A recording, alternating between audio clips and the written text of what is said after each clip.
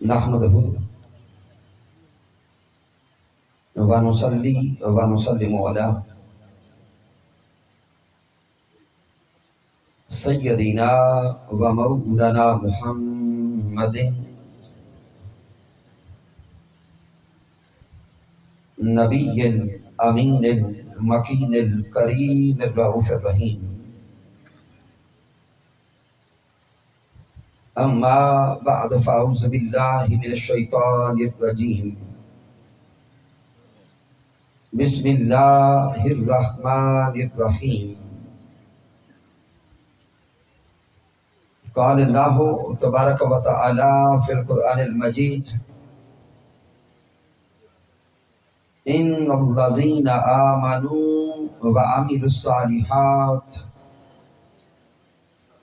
أولئك هم خير البرية. صدق الله مولانا العظيم. إن الله وملائكته يصلون على النبي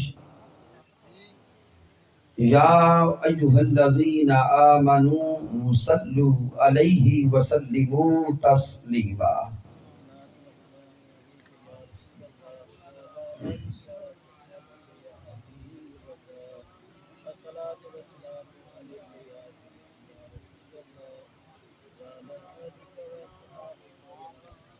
بیٹے صاحب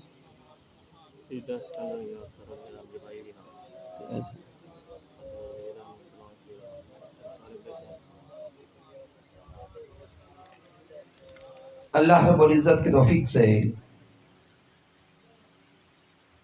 اور تاجدار کائنات صلی اللہ علیہ وآلہ وسلم کے نعرین پاک کے تصدق سے آج ہم محترم حاجی نذیر احمد صاحب، محترم غلام شبیر صاحب، محترم محمد امیر صاحب، تنویر احمد صاحب، حاجی نوید احمد صاحب اور مجاہد اقبال کے والد محترم محترم حاجی شیر محمد صاحب کے ایصال ثواب کے لیے قل شریف کی اس محفل پاک میں حاضر ہیں۔ مالک کائنات کی بارگاہ اقدس میں دعا کرتے ہیں کہ رب کائنات آج کی اس محفل پاک کے تصدق سے محترم حاجی شیر محمد صاحب کو جنت میں اعلیٰ مقام عطا فرمائے اور ان کے لواحقین، ان کے گھر والے، جمیع احباب، محترم سکندر حیات طارر صاحب اور دیگر ان کے صاحبزادگان، مالک کائنات سب کو صبر جمیل عطا فرمائے۔ سامعین محترم، آج کی اس بزم کے لیے قرآن مجید فرقان حمید کی سورہ البینہ کی آیہ کریمہ نمبر 7 تلاوت کرنے کا شرف نصیب ہوا ہے۔ اس آیہ مبارکہ میں اللہ رب العزت نے جمیع مخلوقات سے بہتر بننے کا کلیہ عطا کیا ہے۔ مالک کائنات نے ارشاد فرمایا: اولئک ہم خیر البریہ۔ اس سے پیچھے رب کائنات نے 2 اصول عطا کیے اور یہ اصول عطا فرما کے رب کائنات فرماتا ہے جو انسان اپنی زندگی کو ان قواعد اور ان اصولوں کے مطابق ڈھال لے گا، رب فرماتا ہے کہ وہ جمیع مخلوقات میں سب سے بہتر ہو جائے گا۔ سامعین محترم، اس آیہ کریمہ کے الفاظ پہ غور کریں۔ مالک کائنات یہ نہیں فرماتا کہ جو ان اصولوں کو اپنائے گا وہ انسانوں میں بہتر بنے گا، بلکہ مالک کائنات فرماتا ہے ہم خیر البریہ، وہ ساری کی ساری مخلوقات میں بہتر ہو جائے گا۔ اور یہ وہی قاعدہ اور کلیہ ہے جس کی طرف اشارہ حکیم الامت حضرت علامہ محمد اقبال نے فرمایا تھا کہ فرشتوں سے بہتر ہے انسان بننا، فرشتوں سے بہتر ہے انسان بننا، مگر اس میں لگتی ہے محنت زیادہ۔ تو حضرت اقبال نے بھی یہی کلیہ سمجھایا ہے کہ اگر جمیع مخلوقات سے یہاں تک کہ فرشتوں سے بھی بہتر بننا چاہتے ہو تو پھر محنت درکار ہے، وہ محنت کرنا پڑے گی۔ مالک کائنات نے سورہ البینہ میں وہ اصول اور ضابطے عطا فرما دیے۔ مالک کائنات فرماتا ہے ان الذین آمنوا وعملوا الصالحات، وہ لوگ جو ایمان لائے اور عمل صالح کرتے رہے، جن کو ایمان کی لذت ملی، جن کو ایمان کی حلاوت ملی اور جن کو ایمان کی چاشنی نصیب ہو گئی، اور اس ایمان کے مطابق جنہوں نے زندگی ڈھال کر صبح و شام عمل کرتے رہے، مالک کائنات فرماتا ہے وہی لوگ ہیں جو سب انسانوں سے کیا جمیع مخلوقات سے بھی بہتر ہو گئے۔ تو اللہ رب العزت نے دو اصول عطا فرمائے، ان الذین آمنوا وعملوا الصالحات، وہ لوگ جو ایمان لائے اور اعمال صالحہ کرتے رہے۔ اب ذہن میں سوال پیدا ہوتا ہے کہ ہم اپنے تائیں اپنے تصور کے مطابق ایمان بھی رکھتے ہیں اور اپنی سوچ کے مطابق اعمال صالحہ بھی بجا لاتے ہیں، تو کیا ہم جو تصور ہمارا بن چکا اسی کے مطابق کبھی نمازیں پڑھ لیں، کبھی چھوڑ دیں، کبھی ایمان کی حقانیت کو پا لیں، کبھی چھوڑ دیں، کبھی ایمان کی لذت نصیب ہو اور کبھی وہ لذت اور چاشنی جاتی رہے، تو کیا ہم جمیع مخلوقات سے بہتر ہو گئے؟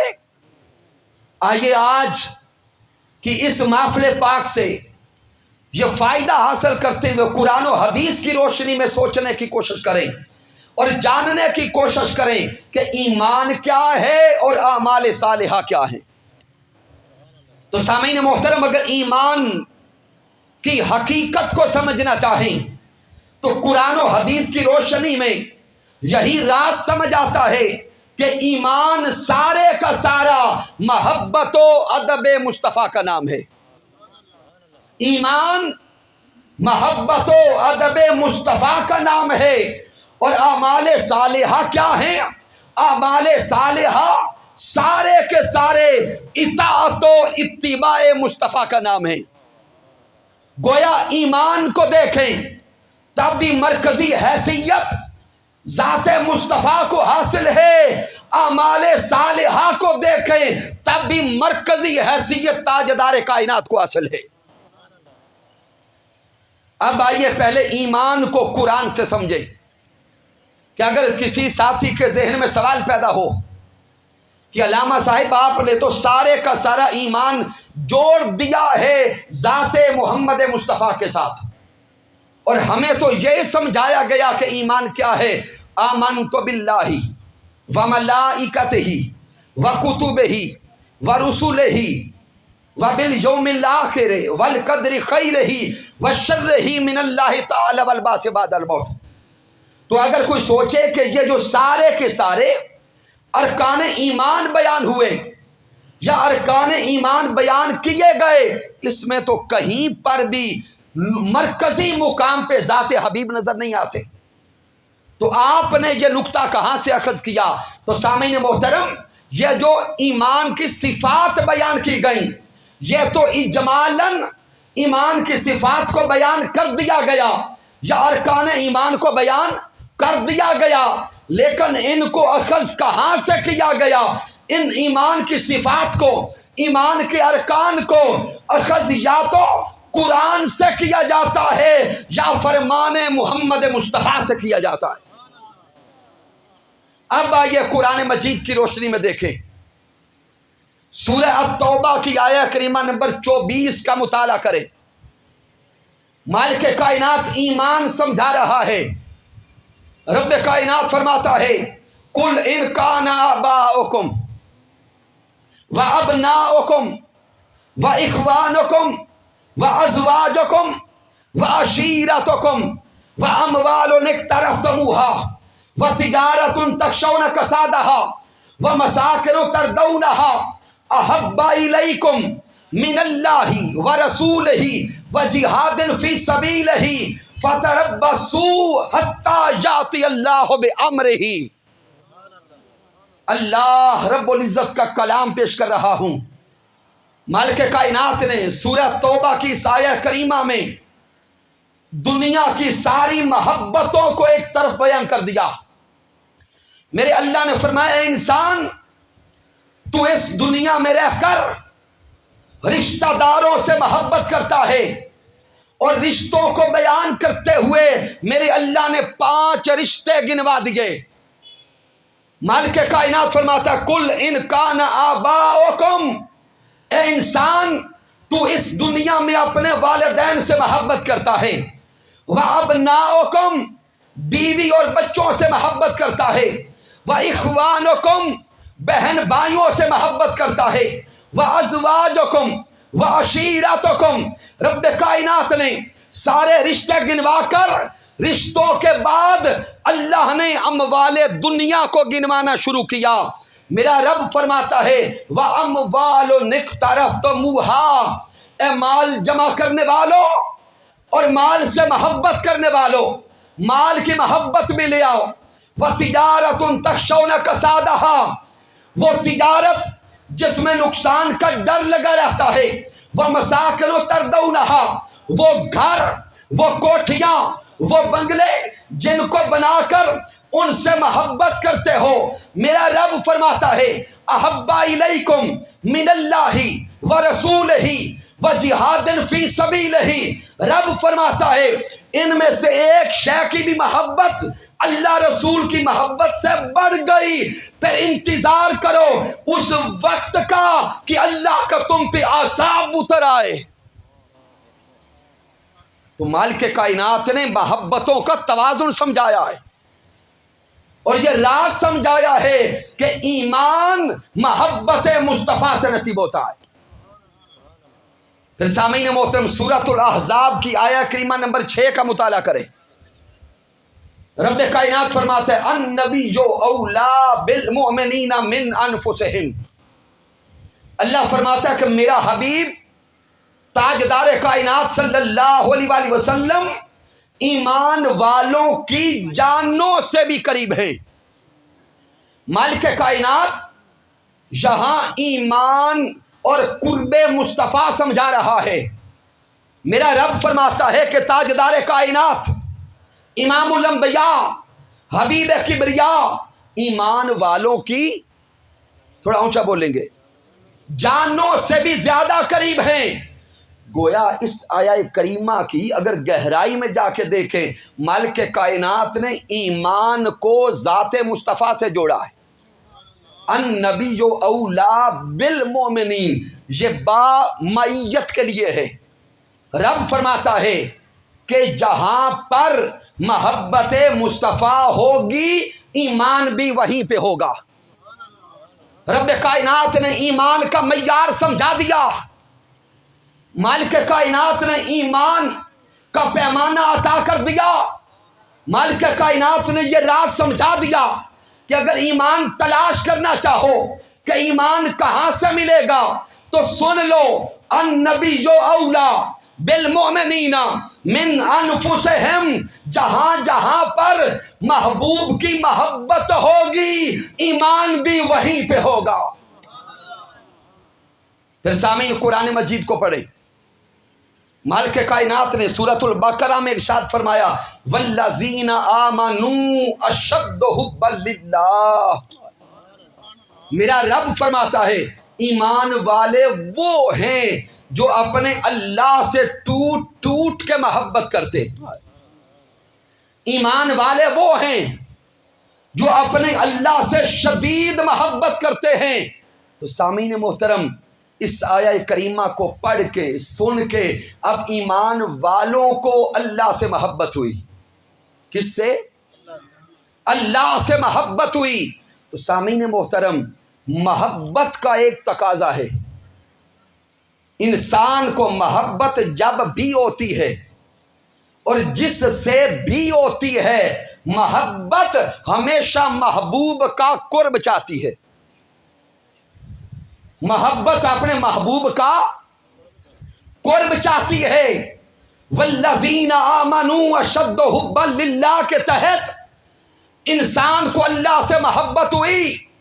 اب انسان رب کائنات کی بارگاہ میں عرض کرتا ہے مولا مجھے تجھ سے محبت ہے، مولا مجھے تجھ سے پیار ہے، مولا مجھے تجھ سے عشق ہے، اور میری محبت مجھے مجبور کرتی ہے کہ مجھے تیرا قرب نصیب ہو جائے۔ یا اب آپ قریب آ جائیں، پیچھے والے تنگ ہو رہے ہیں، اب آپ قریب ہو جائیں۔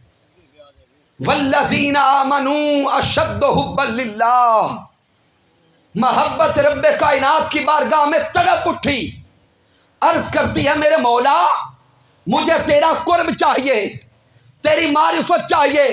مالک کائنات میری محبت چاہتی ہے کہ پردے اٹھ جائیں، تیرا جلوہ نصیب ہو جائے۔ محبت تڑپ تڑپ کے کہتی ہے کہ مولا ایک میں ہوں فقط تو ہو، اور عالم ہو، اے حسن ازل سارے حجابات اٹھا دے، ہوں تیرے حجابات کی دہلیز پہ کب سے، ایک بار ذرا ایک پردہ ہی اٹھا دے۔ مالک کائنات کی بارگاہ میں جب بندے نے تڑپ کر رو کر محبت و عشق کے ساتھ التجا کی مولا تیرا قرب چاہتا ہوں، تیری معرفت چاہتا ہوں، تیرا جلوہ چاہتا ہوں، تو رب کائنات کا جواب آتا ہے بندے براہ راست تو نہ میرا جلوہ دیکھ سکتا ہے نہ میرا قرب پا سکتا ہے۔ اے انسان براہ راست تو نہ میں تجھے نظر آؤں گا، نہ تو براہ راست میرا کلام سن سکے گا، نہ تو مجھے چھو سکتا ہے، نہ دیکھ سکتا ہے، نہ خود سن سکتا ہے، نہ خود میرے قریب آ سکتا ہے۔ تو بندے کی آنکھیں چھلکی، بندہ رو کے کہتا ہے مولا والذین آمنوا اشد حبا للہ کی پیاس کیسے بجھاؤ؟ مولا یہ تیری محبت کی پیاس پھر کیسے بجھے؟ مولا یہ تیرے عشق کی پیاس پھر کیسے بجھے؟ تو رب کائنات کا جواب آتا ہے قل ان کنتم تحبون اللہ فاتبعونی یحببکم اللہ۔ اے بندے اگر تو میری محبت چاہتا ہے، اگر تو میری چاہت چاہتا ہے، اگر تو میرا عشق چاہتا ہے اور میرا قرب چاہتا ہے تو سن قل ان کنتم تحبون اللہ فاتبعونی، جا در مصطفیٰ پر، در مصطفیٰ پہ جا کے محبوب کے قدموں میں گر جا، اطاعت پیارے مصطفیٰ کی کر، اتباع محمد مصطفیٰ کی کر، یحببکم اللہ، تو مصطفیٰ کا بنتا جا، میں خدا خود تجھ سے محبت کرنے لگ جاؤں گا۔ تو سامعین راز یہ سمجھ آیا کہ ایمان سارے کا سارا محبت و ادب مصطفیٰ کا نام ہے۔ اب کوئی کہے کہ محبت کا ذکر تو آ گیا، ادب کہاں پہ ہے؟ سامعین محترم یاد رکھ لیں محبت ادب کے بغیر ہوتی نہیں،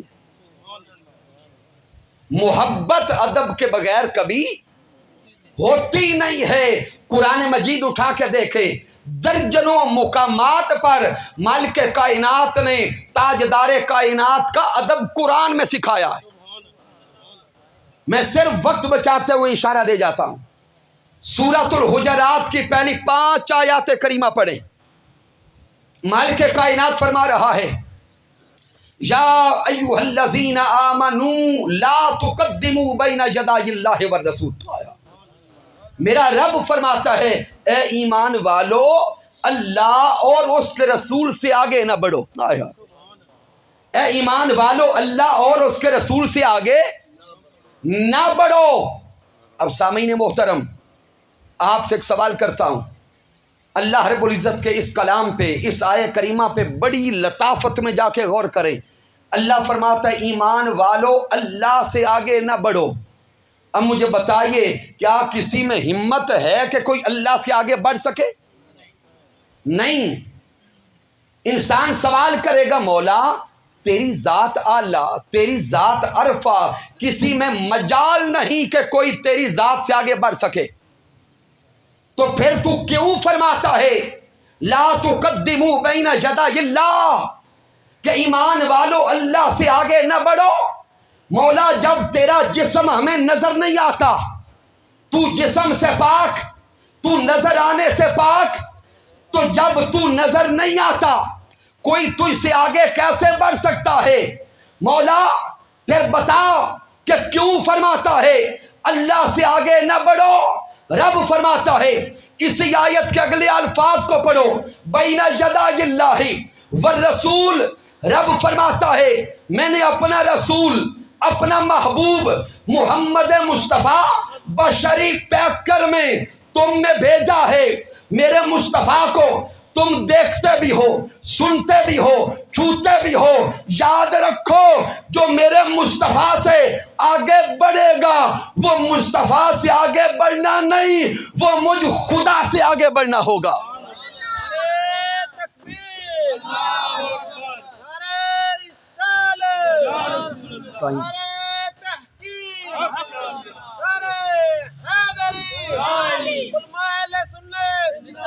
تو سامعین اگلی آیت کریمہ پہ غور کریں، آگے رب کائنات نے ادب مصطفیٰ کو بیان کرنے کی حد کر دی۔ میرا اللہ فرماتا ہے یا ایھا الذین آمنوا لا ترفعوا اصواتکم فوق صوت النبی، ایمان والو جب بارگاہ محمد مصطفیٰ میں جاؤ تو در حبیب پہ جا کے اپنی آوازوں کو میرے حبیب کی آوازوں سے پست کرنا، اپنی آوازوں کو میرے محبوب کی آواز سے پست رکھنا، در مصطفیٰ پہ جا کے آواز کو اونچا کبھی نہ کرنا۔ سامعین یہ تو آیت کے ظاہری الفاظ ہیں، حقیقتاً مالک کائنات حکم یہ دے رہا ہے ارے میرے محبوب کی بارگاہ کو پانے والو، محبوب کی بارگاہ میں جانے والو سن لو، جب در مصطفیٰ پہ جاؤ تو چپ کر کے بیٹھ جاؤ، تب تک زبان نہ کھولنا جب تک پہلے میرا حبیب نہ بولے۔ تو پھر سامعین میں صرف اشارات دے رہا ہوں تاکہ وقت بچ جائے۔ پھر آیہ کریمہ نمبر 3 کو پڑھیں سورۃ الحجرات، آیہ کریمہ نمبر 4 کو پڑھیں، 5 کو پڑھیں، یہ سارے کی ساری 5 آیات ادب مصطفیٰ کو بیان کر دی۔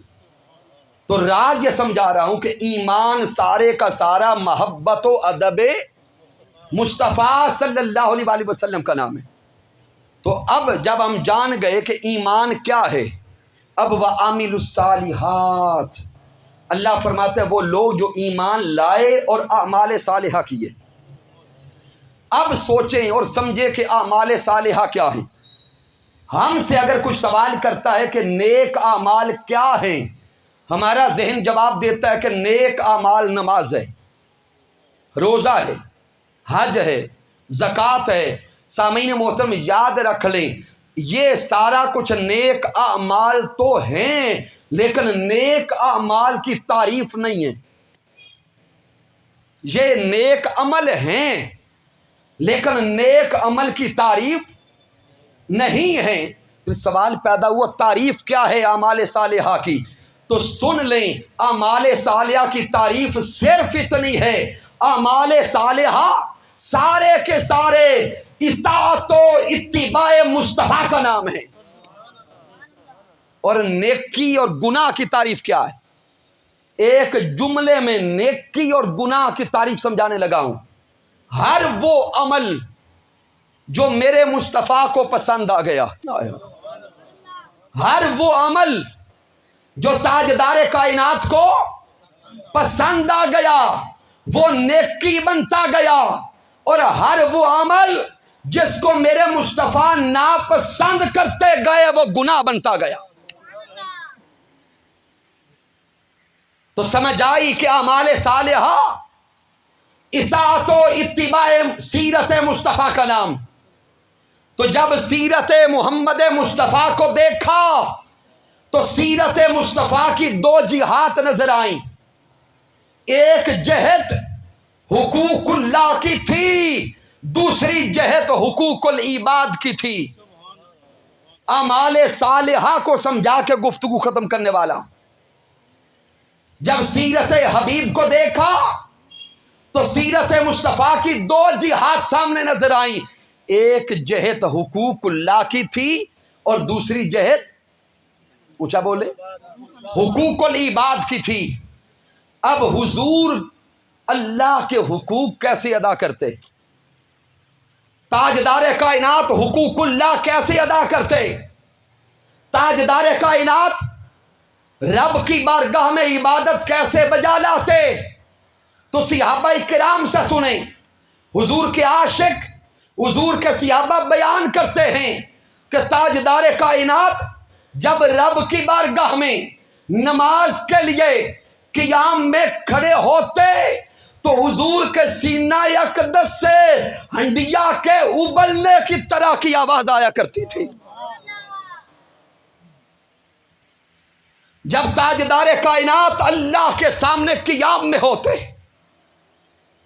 کبھی رکوع میں ہوتے، کبھی سجود میں ہوتے، صحابہ کہتے ہم قریب کھڑے ہوتے تو حضور کے سینہ اقدس سے ہنڈیا کے ابلنے کی طرح کی آواز آیا کرتی. یہ میرے آقا کا خشیت الہی تھا، یہ حضور کا عشق الہی میں فنا ہونا تھا. اور تاجدار کائنات ساری رات اللہ کی بارگاہ میں کھڑے رہتے.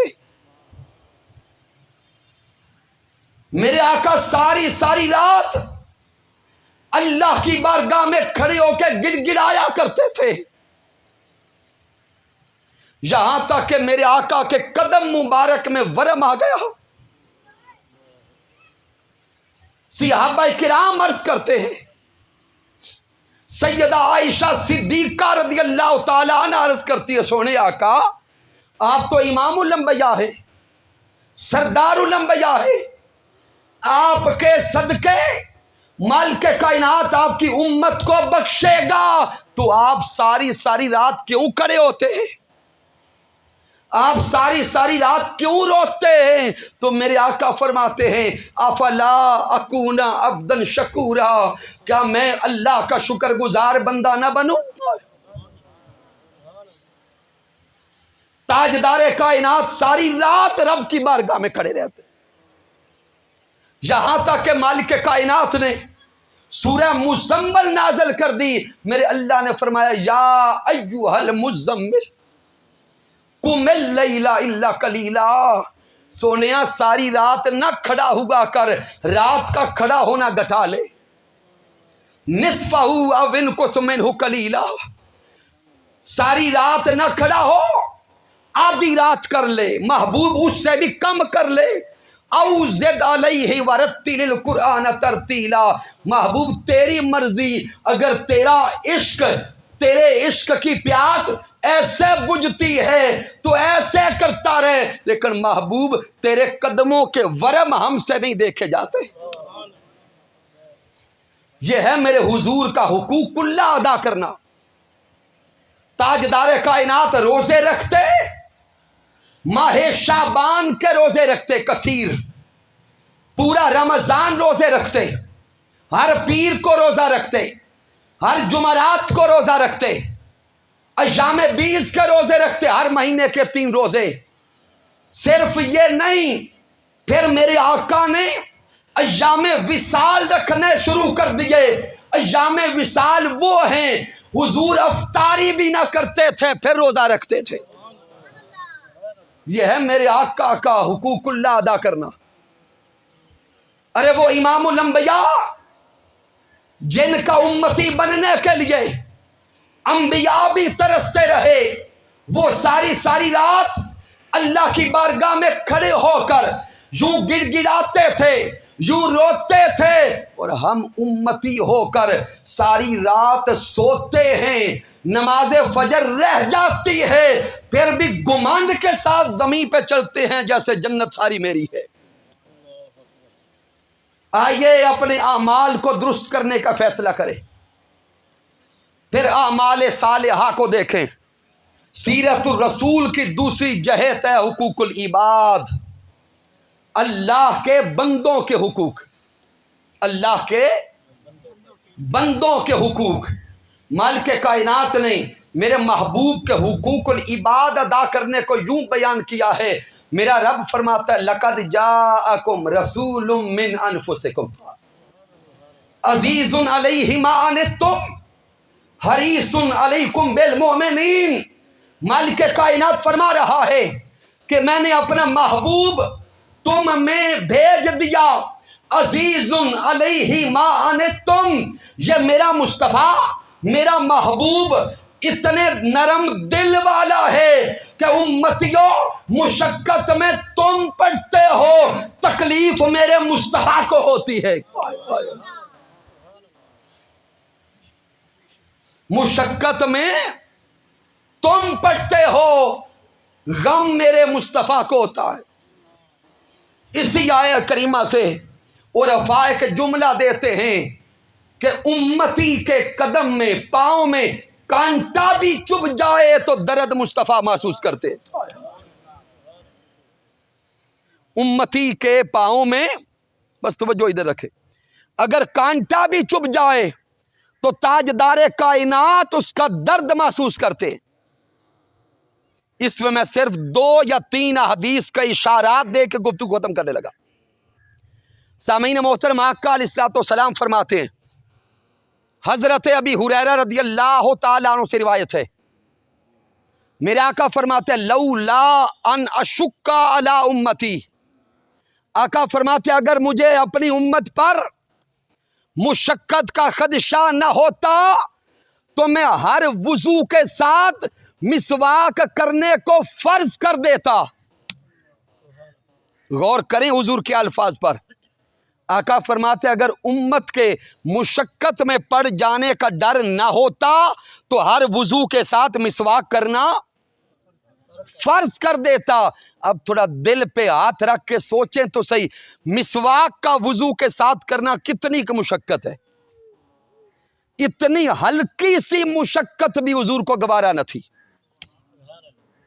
اور آخری حدیث سے باغ دے رہا ہوں، جس کو امام بخاری صحیح بخاری میں لائے، امام مسلم صحیح مسلم میں لائے، میرے آقا علیہ الصلوۃ والسلام فرماتے ہیں کہ جب میں نماز میں جاتا ہوں، نماز شروع کرتا ہوں تو دل کرتا ہے کہ آج نماز لمبی پڑھوں، قرات طویل کروں۔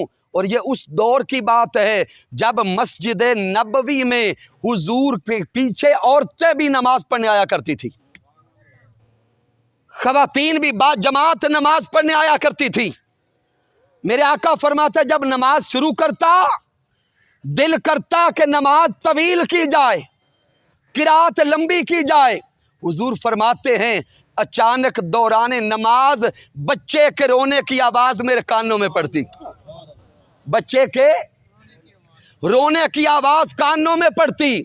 حضور فرماتے بچے کا رونا سن کر میں نماز کو مختصر کر لیتا، بچے کا رونا سن کر نماز کو مختصر کر لیتا، یہ سوچ کر کہ کہیں اس بچے کی ماں میرے پیچھے نماز میں نہ کھڑی ہو، بچے کے رونے سے ماں کے دل میں تکلیف آئے گی، میرے مصطفیٰ اس ماں کے دل کی تکلیف کو بھی برداشت نہ کرتے نماز چھوٹی کر لیتے۔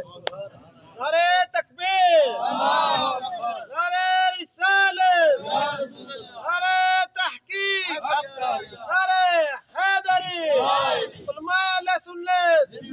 ارے تاجدار کائنات سے محبت کرنے والوں، حضور سے عشق کرنے والوں، تاجدار کائنات نے تو دل کے احساسات کا بھی احساس کیا ہے، میرے آقا نے تو دل کے احساس کا بھی خیال کیا ہے۔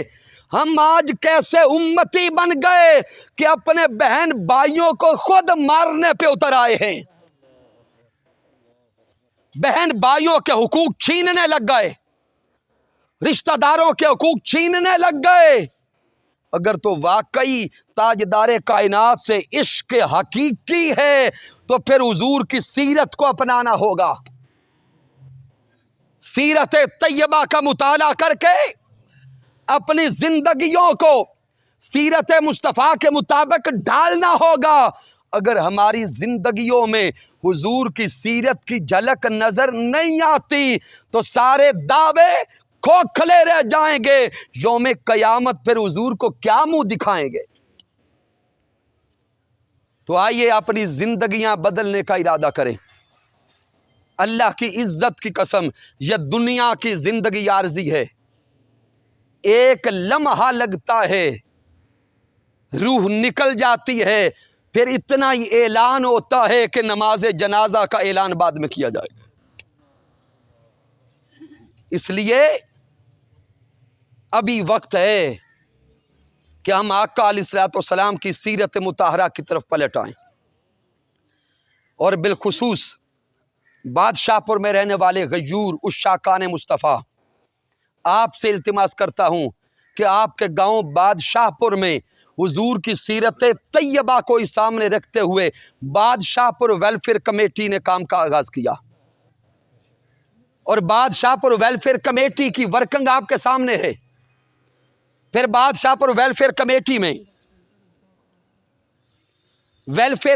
میں بالخصوص اس خاندان کا بڑا اہم کردار اور رول ہے. جناب محترم سکندر حیات تارڑ صاحب، ان کے بیٹے نعیم تارڑ صاحب اور دیگر احباب.